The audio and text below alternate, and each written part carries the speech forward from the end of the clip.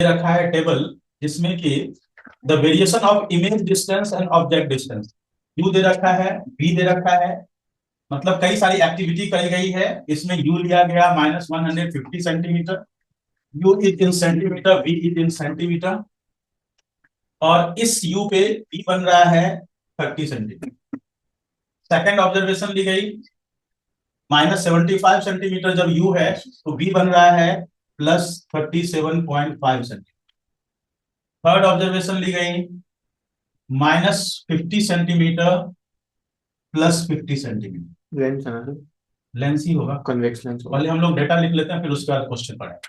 -37.5 +75, -30 fifth है -30 +150, six question है -15 +37.5। अब क्वेश्चन इसमें है कि the variation of image distance and object distance for a convex lens, ये सिचुएशन है कॉन्वेक्स लेंस का, is given in the following observation table, analyse it and answer the following question. तो ये ऑब्जर्वेशन है, मतलब ये डिफरेंट यू हो गए, उस पर ये डिफरेंट बी बन रहा है कॉन्वेक्स लेंस। अब इसमें क्वेश्चन ये है कि without calculation find the focal length of convex lens. बिना कैलकुलेशन के बताना फोकल लेंथ क्या है। एक सिचुएशन है जहां पे यू और बी सेम है, मतलब ये हो गया 2f का कंडीशन। तो 2f का कंडीशन हो गया तो f will be 25। Second question है which observation is not correct, इसमें से कौन सा ऑब्जर्वेशन करेक्ट नहीं है। Last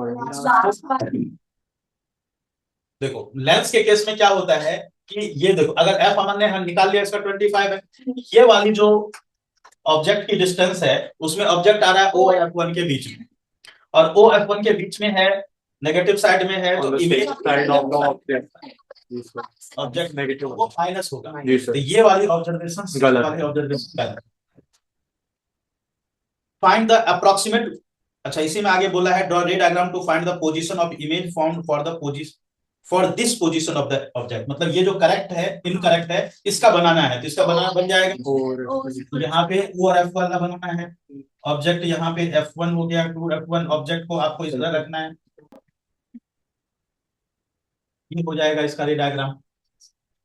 find the approximate value of magnification for u, u is equal to 30 centimetre, मतलब अगर u 30 सेंटीमीटर है तो उस वक्त मैग्निफिकेशन क्या हो, तो u 30 सेंटीमीटर होगा लेंथ आपको, देखो u पता है, b पता है, अप्रोक्सीमेट मैग्निफिकेशन क्या होगा -5 हो जाएगा। पहले समझ लीजिए Joule's law of heating effect को, फिर हम लोग इसको लिखेंगे। Joule's law of heating effect क्या होता है, इसका फॉर्मूला होता है H is equal to I square R T, यही है Joule's law of heating effect. अब हमको इसको लिखना है सेंटेंस, तो सेंटेंस में क्या लिखेंगे, लिखिए heat produced in the circuit directly proportional to product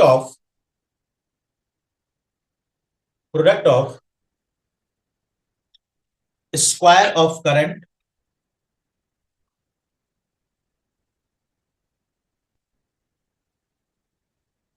resistance and time of flow of current in the circuit.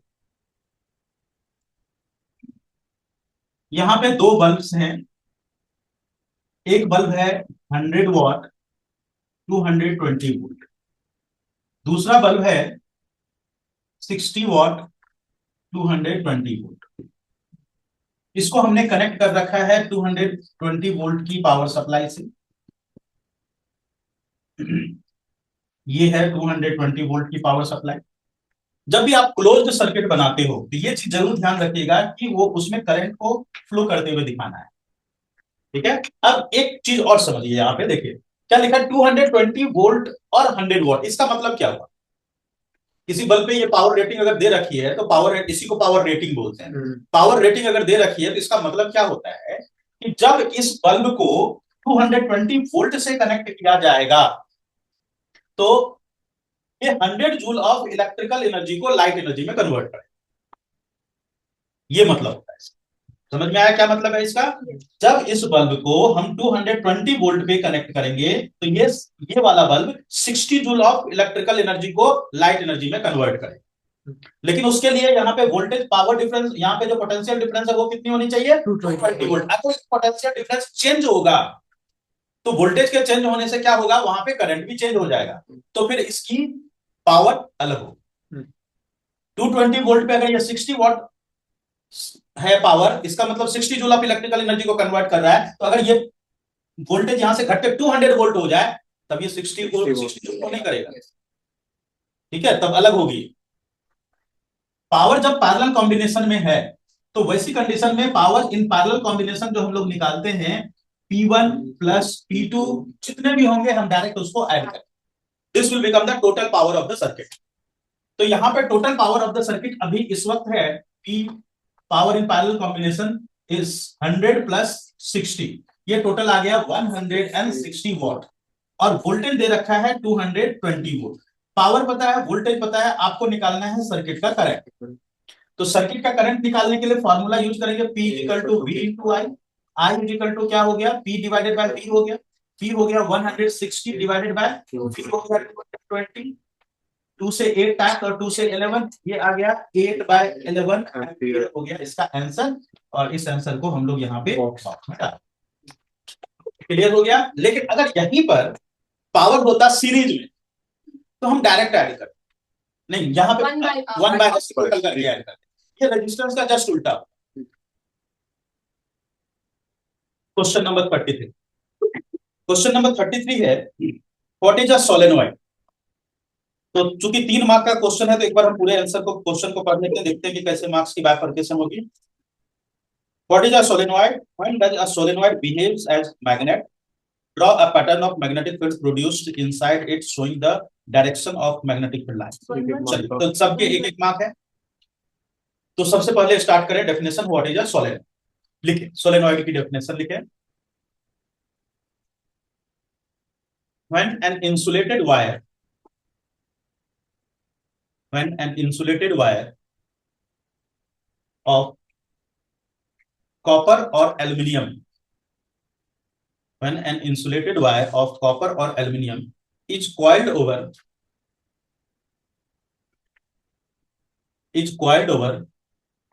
hollow cylindrical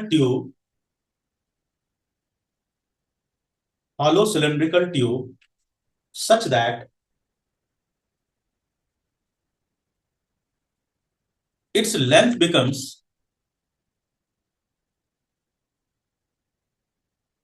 more than its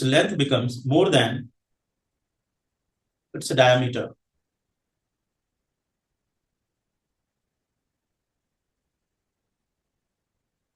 It is a solenoid.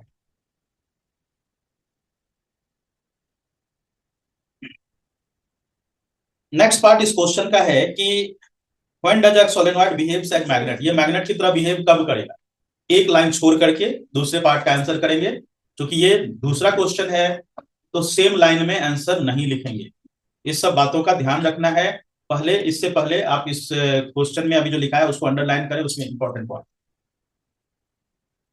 इसको अंडरलाइन करोगे, Insulated wire of copper. Insulated wire of copper and aluminium, इसको करो Coiled over hollow cylindrical tube.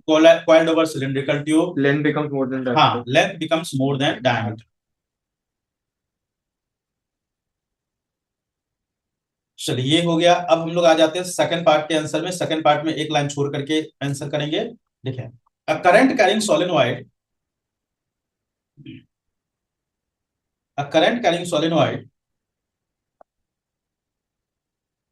behaves as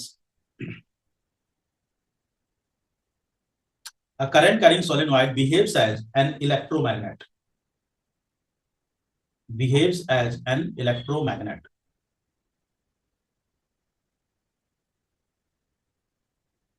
okay. Diagram draw करना है और उसमें magnetic field दिखाने हैं inside the solenoid.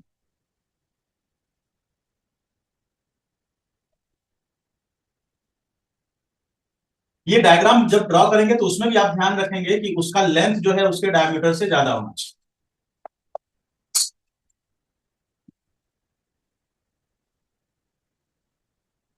The drawing. Verification of it. यहाँ पे जो मैग्नेटिक फील्ड की लाइंस हम बनाएंगे जो इनसाइड द सोलेनॉइड होगा वो स्ट्रेट लाइन होगा, पैरेलल, इक्विडिस्टेंट। तो इसलिए पहले अंदर की मैग्नेटिक फील्ड लाइंस को ड्रॉ कर लें हम लोग।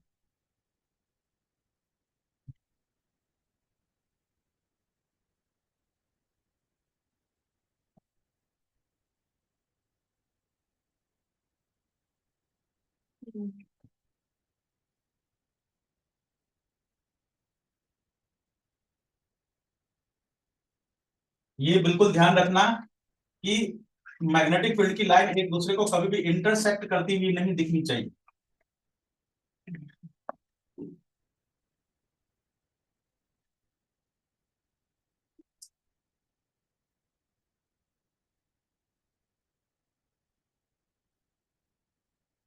ऊपर में 4 हो गया, नीचे 3 हुआ ना, एक लाइन और बनाना पड़ेगा।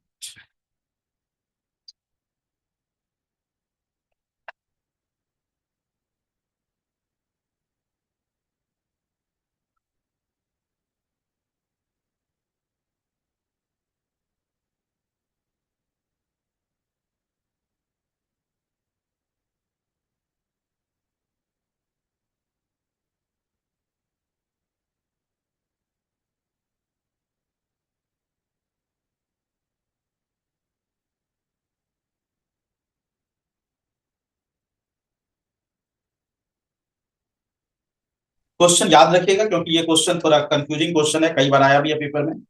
When a metal X is treated with cold water, it gives a base Y with molecular formula XOH. Molecular mass इसका 40 दे रखा है and liberates gas Z, which easily catches fire.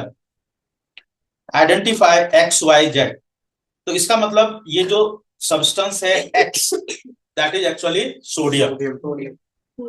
और इसका जो हाइड्रोक्साइड होगा वाटर में डिसॉल्व करने पे जो हाइड्रोक्साइड बनेगा that is sodium hydroxide NaOH, जिसका की मॉलिक्यूलर मास 40 होता है।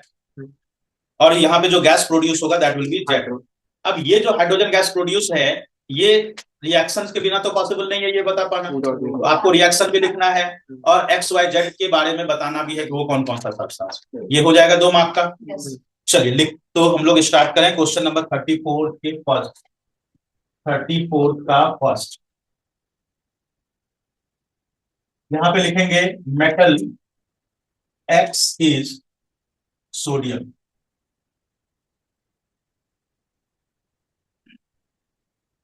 When reacted with water,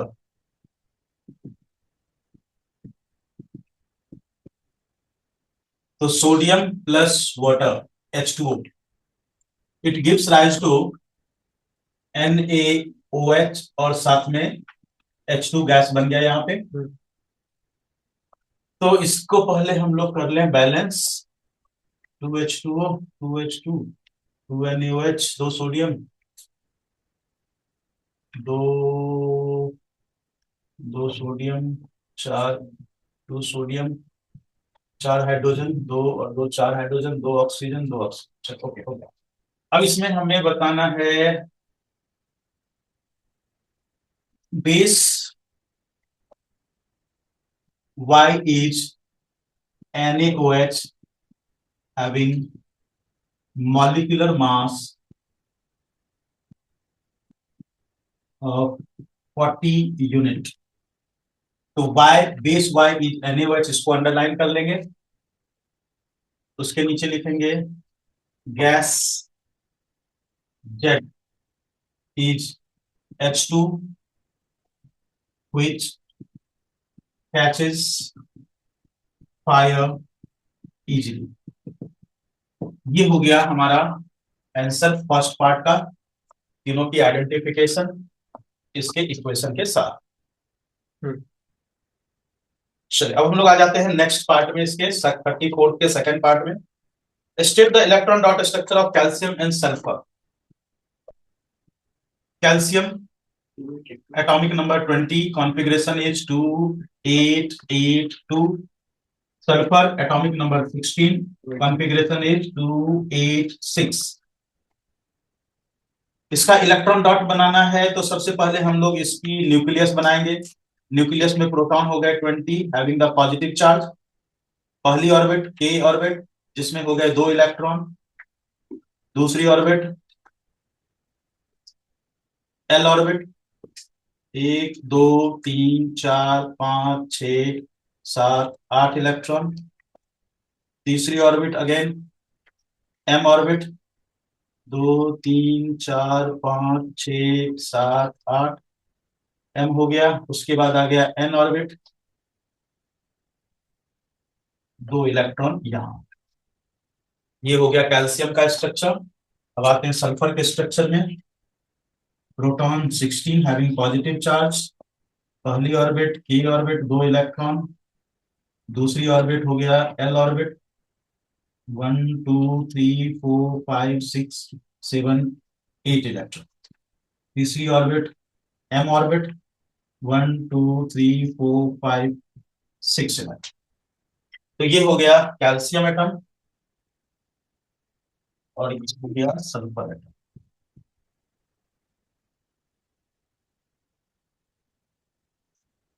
calcium sulphide हमने यहाँ पे ऑलरेडी बना ही रखा है, लेकिन आपको फिर से लिखना है, लिख सकते हो, कोई बात नहीं। 2882 सल्फर का 16 कॉन्फ़िगरेशन 286। एटॉमिक नंबर वगैरह तो याद है ना सबको? ये अगर नहीं याद होगा तो फिर कैसे करोगे? ये क्वेश्चन तो आएगा ही, इसमें से क्वेश्चन तो आना ही आना है, हर पेपर में ही आया है इससे क्वेश्चन। तो calcium 2 electron plus sulphur outer most orbit में हो गए 6 इलेक्ट्रॉन। ये 2 इलेक्ट्रॉन ट्रांसफर हुए। कैल्शियम में आ गया 2 पॉजिटिव चार्ज। 2 3 4 5 6 इलेक्ट्रॉन सल्फर के, 6 इलेक्ट्रॉन सल्फर के और 2 इलेक्ट्रॉन कैल्शियम का। ये हो गया -2। तो ये आ गया कैल्शियम सल्फाइड। ये 1 मार्क का है। अब देखो आंसर देख करके आपको खुद पता चल गया होगा क्यों क्यों कौन कौन से कितने कितने मार्क का है। Yes sir. ये चीज डिसाइड करना आपका काम है और ये डिसाइड प्रैक्टिस से ही आ सकती है। ठीक है, क्या आंसर है? 35 का फर्स्ट पार्ट का जो आंसर होगा, क्वेश्चन है a blue coloured flower plant denoted by capital B is crossed with that of the white colored flower denotes by small b small b. State the color and genotype of the flower you would expect in their F1 generation plant. तो बिना cross किए क्या ये बताया जा सकता है? तो क्रॉस तो बनानी पड़ेगी ना। तो क्रॉस बनाओगे तो 1 मार्क का कैसे होगा? क्वेश्चन नंबर 35 का first, blue flower capital B ये हो गया हमारा पेरेंट जनरेशन। दूसरा इसको हम क्रॉस कर रहे हैं व्हाइट फ्लावर के साथ और ये हो गया स्मॉल बी स्मॉल। इसका जो पेरेंटल गैमीट बना ये हो गया कैपिटल बी और ये हो गया स्मॉल बी। क्रॉस हुए कैपिटल बी स्मॉल बी, ये आ गया first generation of the plant जिसकी जीनोटाइप है कैपिटल बी स्मॉल बी और इसकी फिनोटाइप है 100% प्लांट जो होगा दैट इज ब्लू। ये हो गई इसकी genotype and phenotype first generation. तो हमसे पूछा state the colour and genotype of the flower, हो गया। तो ये इसका आंसर हो गया। इतनी चीजें लिखोगे, इतनी चीजें लिखोगे तो 2 मार्क तो बनेगा ही बनेगा बिल्कुल। ओके, सेकंड पार्ट में what must be the percentage of white flower in F2 generation if flower of F1 plants sir इस क्रॉस are self pollinated? तो अब बताओ, तो ये बताने के लिए क्या बिना क्रॉस के बताया जा बनाना सकती है? पड़ेगा। बनाना तो पड़ेगा ना, एक क्रॉस यहाँ पे भी बनेगा। तो आप ले लोगे F1 पेरेंट, इसको हम F1 लिख लेते हैं फर्स्ट जनरेशन की बजाय F1 generation. F1 parents capital B small B और यहाँ पे करानी है सेल्फिंग। तो F1 गैमीट्स जो बनेंगे कैपिटल बी स्मॉल बी, यहाँ पे बना कैपिटल बी स्मॉल बी, और जब क्रॉस होगा तो कैपिटल बी, ये इधर क्रॉस हुआ कैपिटल बी स्मॉल बी, ये इधर क्रॉस हुआ कैपिटल बी स्मॉल बी, और यहाँ पे बना स्मॉल बी स्मॉल। पूछा है हमसे what must be the percentage of white flowers in F2 generation. तो F2 जनरेशन में ये है ब्लू और ये है व्हाइट। ब्लू की परसेंटेज है 75% और व्हाइट की परसेंटेज है 25%। तो यहां पर हम लिखेंगे so percentage of white flowers is 25% in F2 generation. जो क्वेश्चन पूछा गया उसका आंसर स्पेसिफिकली अलग से लिखना है। क्रॉस कर दिया, क्रॉस में ये लिखा हुआ है, आंसर है यहाँ पे, बट हमसे जो क्वेश्चन पूछा उसका आंसर यहाँ पे स्पेसिफिकली अलग से लिखना है। तो ये हो गया इसका सेकंड पार्ट का आंसर। अब थर्ड पार्ट में state the expected ratio of genotype capital B and capital B small B. तो यहीं से बता। यहीं से आंसर आ जाएगा, इसमें तो कुछ करने की जरूरत ही नहीं है, तो इसलिए ये 1 मार्क का है। कैपिटल बी और क्या पूछा, one capital B small B. यहां पे हम लिखेंगे according to result of F2 generation. तो कैपिटल बी हो गया 25% और कैपिटल बी स्मॉल बी हो गया 50%।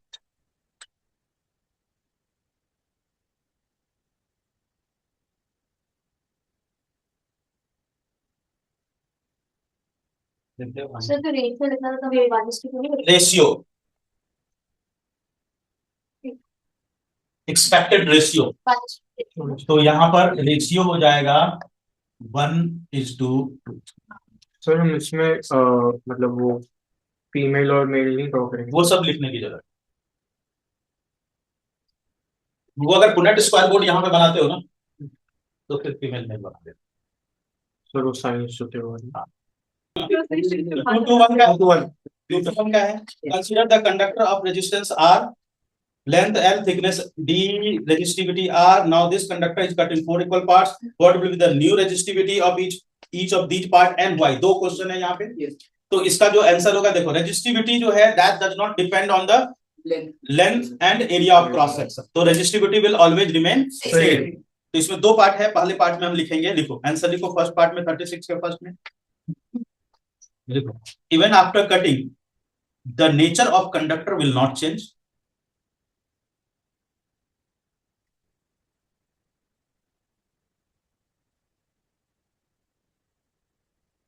So its resistivity will remain same। अब रेजिस्टिविटी विल रिमेन सेम को अंडरलाइन कर देंगे, सिर्फ इतने पार्ट को अंडरलाइन, विल रिमेन सेम। अब उसके नीचे एक लाइन छोड़ करके हम उसका लिखेंगे, एक और पार्ट है वाई, उसका आंसर ऑल्दो इसमें भी हमने दे दिया है, बट एक वाई जो है तो उसका आंसर अलग से लिख। Resistivity of the conductor, resistivity of the conductor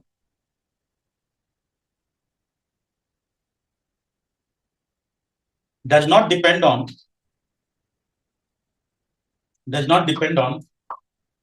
length and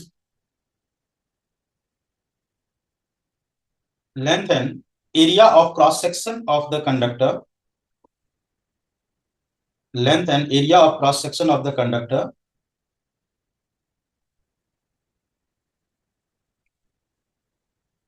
it only depends on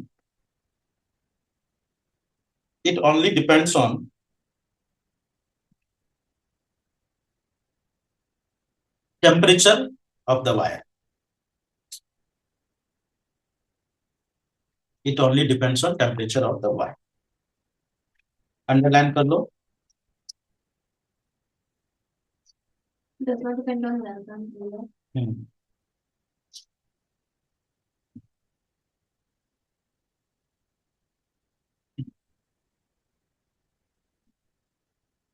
चलिए नेक्स्ट पार्ट में आ जाएं। 36 के सेकंड में find the resistance if all these parts are connected in parallel combination. पहले इसको समझ लें। क्वेश्चन 1 की वो वाला part। वन की नहीं, वन का हो गया, वन में उतना ही। सेकंड वाले पार्ट,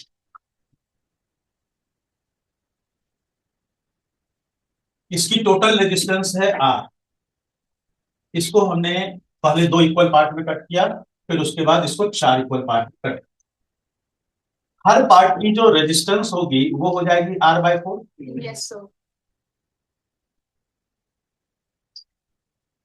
अब हमने इसको कनेक्ट कर दिया पैरेलल में। When connected in parallel, when connected in parallel,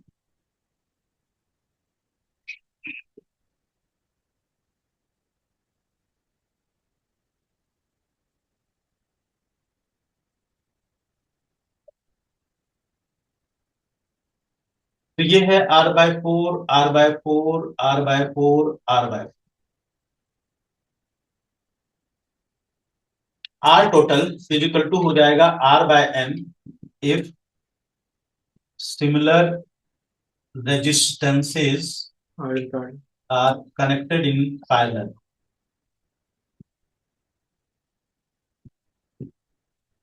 तो यहाँ पे R total here will be R/4/4, this will be R/16। तो ये हो गया इसका आंसर पैरेलल कॉम्बिनेशन। ठीक है, R/16। या हम इसको एक काम करते हैं, सेंटेंस में लिख लेते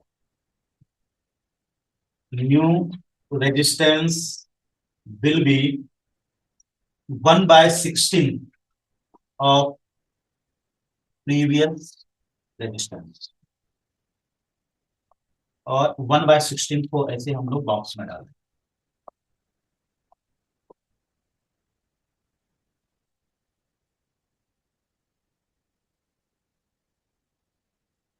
चलिए इसके नेक्स्ट पार्ट में आ जाते हैं। इसमें ए और बी करके तो दे रखा होगा ना, तो ये हो गया ए। अब आते हैं बी में, when connected in series combination, connected in series combination.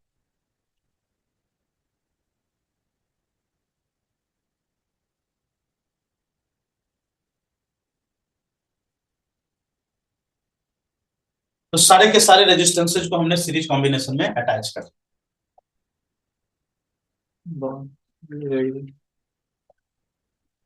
R total is equal to N into R for similar resistances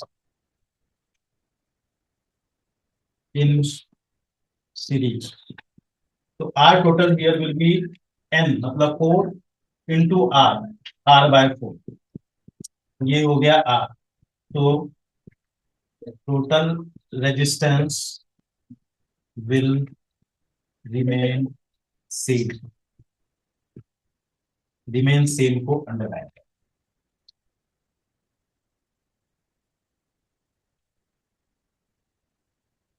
और पैरेलल में अगर हम दोनों को सेम वोल्टेज से अटैच करें, यहां पे भी हमने वोल्टेज रखा V और यहां पे भी हमने वोल्टेज रखा V,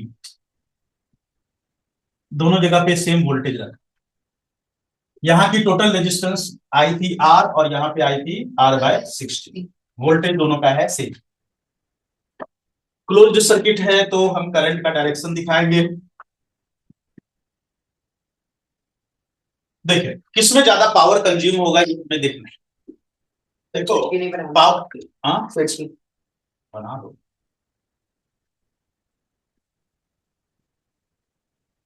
देखो समझो भाई, आपके पास पावर का 3 फॉर्मूला है। पहला फॉर्मूला है VI, दूसरा फॉर्मूला है I²R, तीसरा फॉर्मूला है V²। आप यहां पे देख रहे हो रेजिस्टेंस अलग अलग है, मतलब करंट भी अलग अलग होगा एट सेम वोल्टेज। तो मतलब हम करंट वाला फॉर्मूला यूज नहीं करेंगे, हमें यूज करना है V²। तो यहां पे जब हम फॉर्मूला यूज करेंगे, एज वी नो, पहले सुन लो ध्यान से, P is inversely proportional to resistance when V is constant. क्योंकि दोनों का तो V कांस्टेंट ही है ना, दोनों का सेम है। तो हमने यहाँ पे देखा P is inversely proportional to resistance, जिसका रेजिस्टेंस ज्यादा उसकी पावर कम। किसका रेजिस्टेंस ज्यादा? सीरीज का, तो उसकी पावर कम। आ गया आंसर हमारा। Parallel combination has lesser resistance, so it will have higher power. It will consume higher power. It will consume higher power.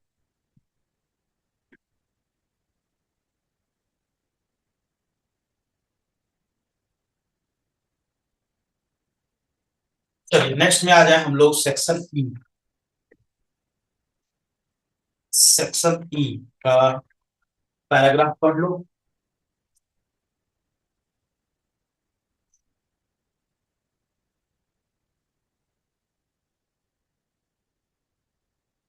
Acid rain is the rain or any other form of precipitation that is unusually acidic, meaning that it has elevated levels of hydrogen ion, low pH. Most water, including drinking water, has neutral pH that exists between 6.5 to 8.5.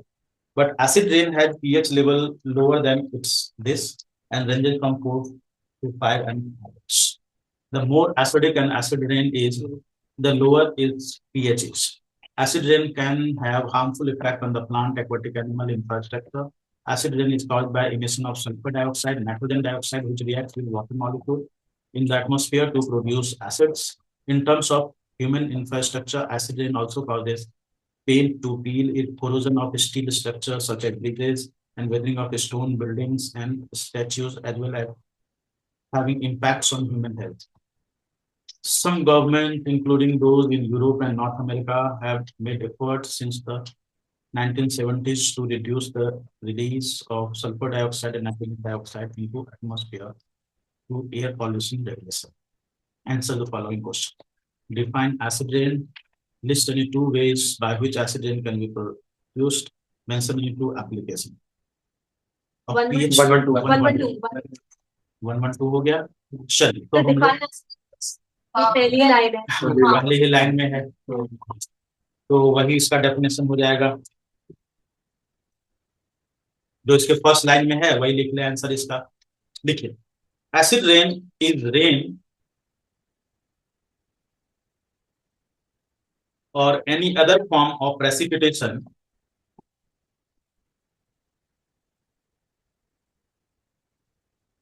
which is usually acidic. Unusually acidic, which is unusually acidic, having higher concentration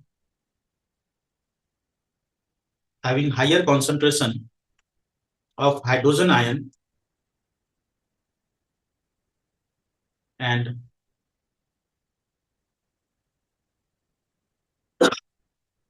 pH less than 5, having pH less than 5. तो ये हो गया acid rain का reason, मतलब definition. List any two ways by which acid rain can be reduced. Or reduce the release of sulfur dioxide and Yeah. air Emission. pollution. But paragraph के base पे answer आपको लिखा हुआ है।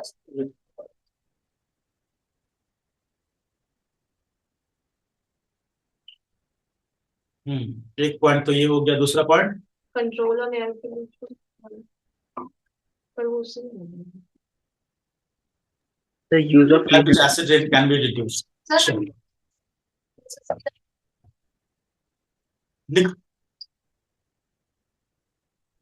Second के first point में लिखे two ways में in which acid rain can be reduce में लिखो फर्स्ट पॉइंट में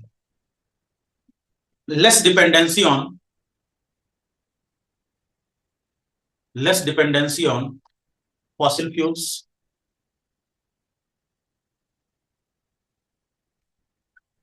second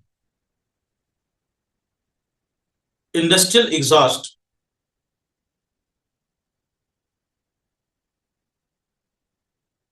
should be well treated. Industrial exhaust should be well treated before releasing in atmosphere. Releasing in atmosphere. चलिए next में आ जाएं. Mention any two application of pH apart from acid rain. Application बताने का लिए हम लोगों ने शायद 4-5 पढ़े थे. हाँ, पहला पॉइंट में लिखे to maintain pH of mouth. To maintain pH of mouth. To avoid tooth decay. और soil. Tooth decay. Explain briefly लिखा है तो इतना Briefly लिखा है. Briefs. दो नंबर है. तो बेसिक लिख दे रहे हैं. बेसिक ये लिख लीजिए. लिखिए इसमें. By using basic toothpaste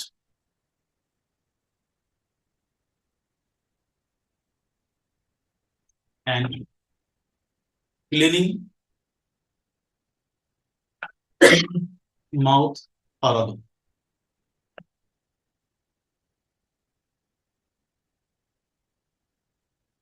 Second point में लिखें to maintain the pH of soil. To maintain the pH of soil and water bodies. Soil and water bodies.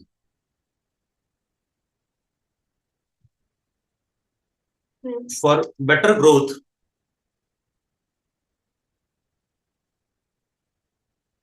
of aquatic and terrestrial life. For better growth of aquatic and terrestrial life. Because they survive better. They survive better in neutral pH. They survive better in neutral pH. तो ये हो गया इसका answer. Okay, question number 38 पढ़ें. Rita visited her village with her parents during the winter holidays. When she went to the field outside the village, he saw a farmer spraying pesticides over the standing crops in the field. When she looked into the container of pesticide lying on the ground, she knew that it was a pesticide which has been banned from use in most of the countries. The farmers was spraying pesticide without taking any precaution. Rita asked the farmer to cover his nose and mouth properly with the cloth while spraying the pesticide. She also asked him not to spray too much pesticide on the crops because it is harmful to human beings, other animals, and aquatic life. In the long run, she educated the farmer about the various harmful effects of this pesticide. So, what are the pesticides? Pesticides में लिखें. Chemicals. Pesticides में लिखें definition. It is the chemical. It is the chemical used to kill harmful insect pests. Harmful insect pests. The pesticide that was banned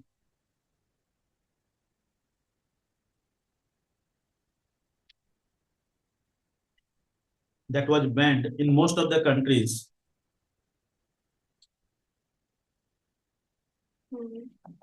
watch को काट दो, ease कर दो यहाँ पे. It's DDT. DDT. इतना ही. Dichloro diphenyl dichloro dichloro diphenyl trichloro. ये जब डिस्कवर हुआ था 1972 के अराउंड, तो इसको जो है मिरेकल माना गया. इसलिए माना गया था मिरेकल क्योंकि it was able to kill most of the pathogens. Harmful insects, pesticides के फॉर्म में बहुत यूज हुआ है. और मॉस्किटो को किल करने के लिए तो सबसे ज्यादा यूज होता है.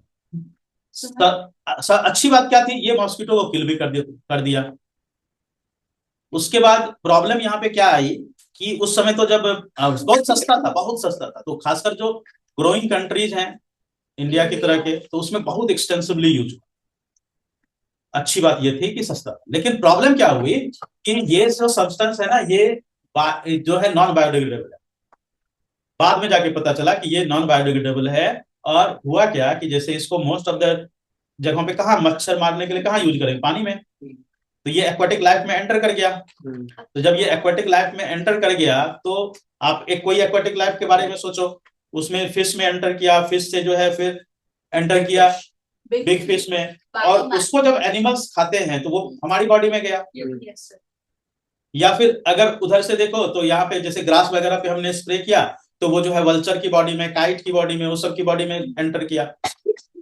तो होता क्या है कि दो जगह पे ये बहुत हार्मफुल इफेक्ट क्रिएट करता है, क्योंकि इसमें बायोडिग्रेडेबल है नहीं, तो बॉडी में एक्यूमुलेट हो जाएगा मसल्स में, और मसल्स में जब एक्यूमुलेट हो जाएगा तो ये मसल्स की वीक मतलब स्ट्रेंथ को कम कर देता है।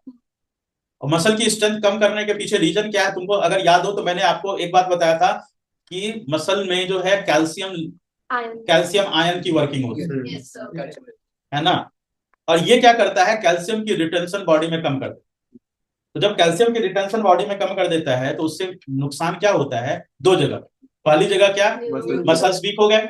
दूसरी जगह बर्ड की बॉडी में अगर पहुंच गया तो बर्ड की बॉडी में बर्ड जो एग ले करेगा, उस एग के ऊपर कैल्शियम कार्बोनेट की लेयर है। एग की जो ऊपर वाली कवरिंग है वो कैल्शियम कार्बोनेट की बनी है। अब अगर कैल्शियम की प्रॉपर लेवल उसकी बॉडी में नहीं हुई तो वैसी कंडीशन में होगा क्या कि एग जो है हैचिंग के साथ ही बस्ट, तो उसकी लाइफ खत्म। मतलब इस तरह से कई स्पीसीज जो टॉप कंज्यूमर वाले स्पीसीज थे वो स्पीसीज ही खत्म हो गए। तो ये प्रॉब्लम हो गई, कई सारी स्पीसीज इससे खत्म हो गई। तब जाके इस पे रिसर्च किया गया कि प्रॉब्लम क्या है, तो ये प्रॉब्लम फाइंड आउट हुआ, तो जाके बहुत सारी कंट्रीज में इसको बैन किया गया। और अब जो है किसी बहुत कम ही कंट्री होगी जिसमें इसको यूज किया जाता है, लेकिन इंडिया के बारे में तो आपको पता। हाँ, इंडिया में अभी भी धड़ल्ले से यूज होता है। मोस्ट ऑफ द जगहों पे जहां पे मॉस्किटो किल करना है वहां पे अभी भी इसका यूज किया जाता है।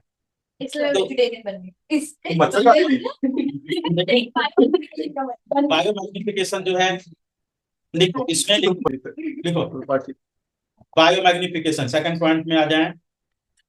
It is the accumulation of biomagnification. Clear है सबको? एक्सप्लेन करना है फिर से बायोमैग्निफिकेशन? लिख, it is the accumulation of harmful chemical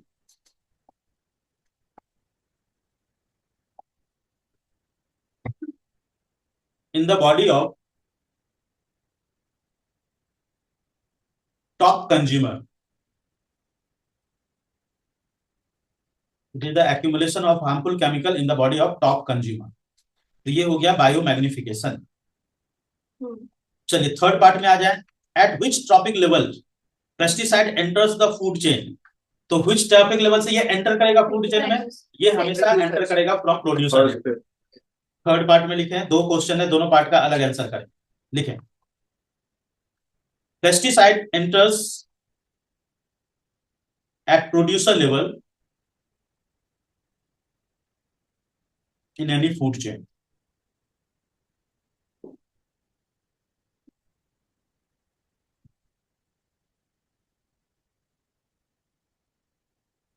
इसके इसी में एक पार्ट और है क्वेश्चन का, why do pesticides get accumulated at each trophic level in a food chain? How do, why do? क्योंकि ये नॉन बायोडिग्रेडेबल है। लिखें, एक लाइन छोड़ करके लिखेंगे answer. As it is non biodegradable, as it is non-biodegradable, so it gets deposited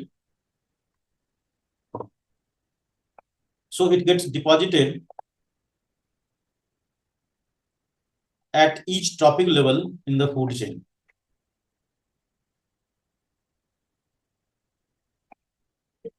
In a food chain. चलिए अब आते हैं हम लोग क्वेश्चन नंबर 39 जो कि इस पेपर का लास्ट क्वेश्चन है। A person is suffering from hypermetropia, long sightedness. It is the defect. Hypermetropia जो है इसमें पर्सन दूर की चीज को क्लियरली देख सकता है, लेकिन पास की चीज क्लियरली नहीं देख सकता। जैसे अगर मान लो कि इस पेपर को पढ़ना है तो हम इतने नजदीक से वो पर्सन नहीं पढ़ सकता, तो उसको यही चीज पढ़ने के लिए दूर लेके जाना पड़ता। अगर हम एक नॉर्मल पर्सन की बात करें कोई पर्सन अगर फार पॉइंट देख रहा है, फार ऑफ ऑब्जेक्ट को देख रहा है, तो फार ऑफ ऑब्जेक्ट को देखने का मतलब कि ऑब्जेक्ट कहां पे है, ऑब्जेक्ट इज एट इंफिनिटी।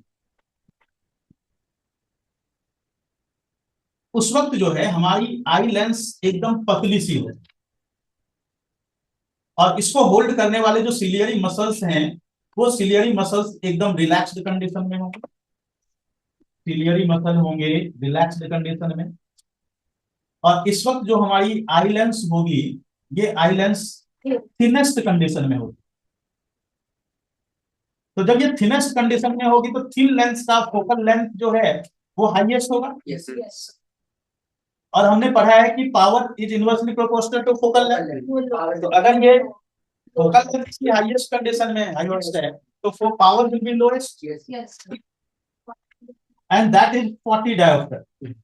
तो जब हम दूर की चीज, इन्फिनिटी की चीज देख रहे होते हैं, उस वक्त हमारे आई लेंस की पावर होती है 40 डायोप्टर, और हमारी आई लेंस की फोकल लेंथ हाईएस्ट होगी, सिलियरी मसल रिलैक्स्ड होगा, आई लेंस थिनेस्ट कंडीशन। लेकिन जब हम नजदीक की चीज देखते हैं, जब हम नियर बाय ऑब्जेक्ट देख रहे होते हैं, तो नियर बाय ऑब्जेक्ट को देखते वक्त ऑब्जेक्ट जो है वो होता है 25 सेंटीमीटर पे, जिसको हम लोग near distance of district vision भी बोलते हैं। और इस वक्त हमारी जो आई लेंस होती है वो थिकेस्ट कंडीशन में होती है। इसको थिक बनाता कौन है, सिलियरी मसल थिकेस्ट बनाता है। तो ये जो सिलियरी मसल होगा इस वक्त होता है स्ट्रेच्ड कंडीशन, और हमारा जो आई लेंस है इस वक्त वो होता है थिकेस्ट कंडीशन में। थिकेस्ट कंडीशन होने का मतलब फोकल लेंथ इसका हो गया लीस्ट, और जब लीस्ट है तो पावर विल बी हाईएस्ट। और इस वक्त पावर होता है 44 डायोप्टर जब हम लोग देख रहे होते हैं सबसे नजदीक की चीज, नियरेस्ट चीज। ये जो दूर की चीज और नजदीक की चीज देखने की कैपेबिलिटी है, पावर ऑफ एकोमोडेशन, है ना। तो ये पावर ऑफ एकोमोडेशन होता कैसे है, by changing the focal length with the help of ciliary muscle, है ना। इससे हम लोग दूर की चीज और नजदीक की चीज दोनों चीज देख सकते हैं। लेकिन अगर मान लो कोई पर्सन जो है दूर की चीज तो क्लियरली देख रहा है लेकिन नजदीक की चीज क्लियरली नहीं देख रहा है, तो इसका मतलब है कि इस कंडीशन से इस कंडीशन में नहीं आ रहा, तभी वो नजदीक की चीज नहीं देख रहा। Yes, sir. तो ये वाली प्रॉब्लम जो है इसको हम लोग बोलते हैं हाइपर फार साइटेड।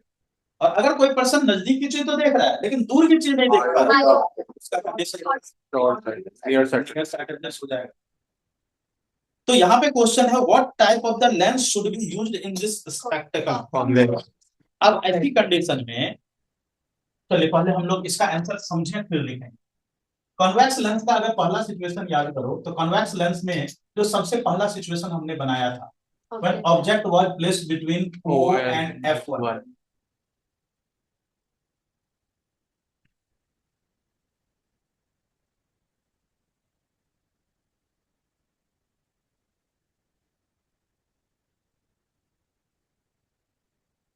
मान लीजिए कि ये जो डिस्टेंस है ये डिस्टेंस है -25 सेंटीमीटर, ये हो गया ऑब्जेक्ट,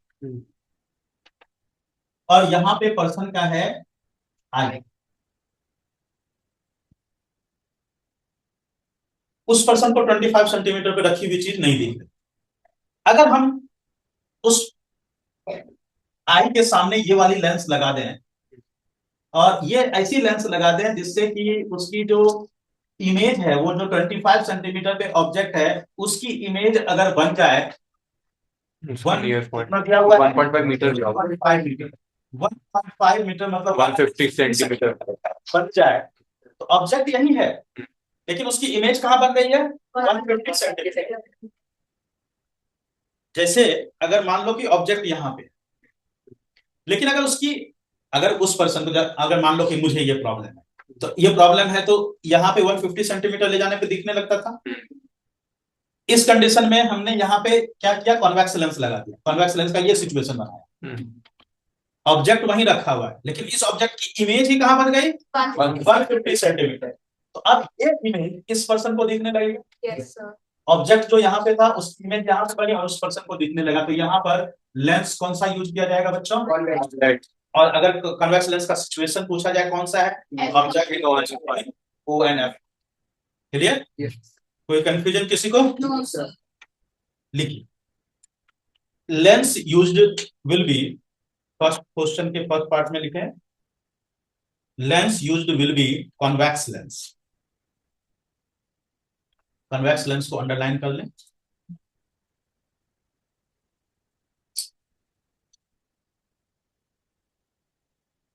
सेकेंड पार्ट में आ जाए, what should be the focal length of the lens ही यूज्ड। तो हमें u पता है, v भी पता है, दोनों लेफ्ट साइड में है, दोनों नेगेटिव, u भी नेगेटिव v भी नेगेटिव, f निकल जाएगा। चलिए f निकाल लेते हैं। u हो गया -25 सेंटीमीटर और v हो गया -150 सेंटीमीटर, पॉजिटिव 30 सेंटीमीटर। ओके, हो गया सेकंड फर्स्ट पार्ट में। What will be the power of the lens. तो फोकल लेंथ आ गया 30 सेंटीमीटर, अगर हम इसको मीटर में कन्वर्ट करें तो 0.3 मीटर आ गया। देखो एक बात सुन लो, ध्यान से सुन लो मेरी बात को एकदम अच्छे से। पावर अगर कभी भी किसी भी बच्चे का 0.002 आ रहा है, 0.003 आ रहा है, इसका मतलब आपने सेंटीमीटर को मीटर में कन्वर्ट नहीं किया है कभी भी इस तरह का। या कभी किसी का पावर जो है 100 के ऊपर चला जाए, 100 के ऊपर पावर कभी होता ही नहीं। तो इसका मतलब सिंपल सा मतलब है कि आपने सेंटीमीटर को मीटर में कन्वर्ट नहीं किया, इसलिए आंसर आएगा। ठीक है, तो उस वक्त तुरंत आपके दिमाग में ये स्ट्राइक होना चाहिए 100 से। हाँ हाँ, आपने सेंटीमीटर को मीटर में कन्वर्ट नहीं किया। कभी सुना भी नहीं होगा आपका पावर, किसी का सुना है 0.005 नहीं होता। तो इसलिए जो है ये जो प्रैक्टिकली पॉसिबल है वो क्वेश्चन क्यों दिया जाएगा। तो फोकल लेंथ इसका हो गया 0.3 मीटर, तो P निकालना है, P इक्वल टू 1/f, तो P इक्वल टू 1/0.3 किया जाएगा 3.33 डायोप्टर। अब आते हैं हम लोग, right one possible cause of this defect.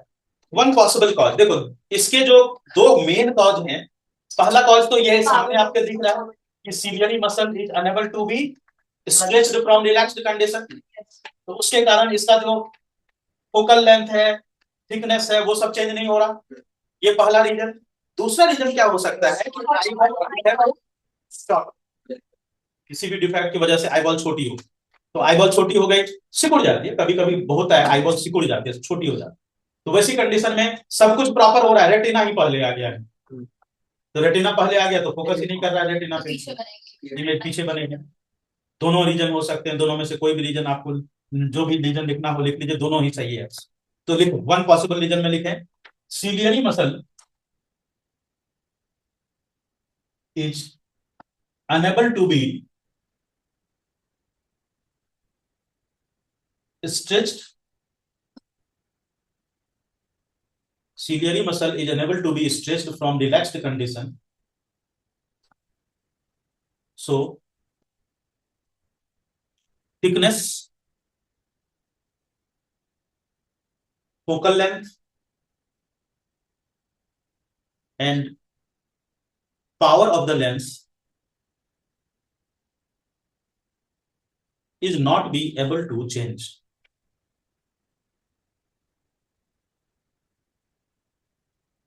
ठीक है, Yes. तो ये हो गया आपका ये पेपर कंप्लीट।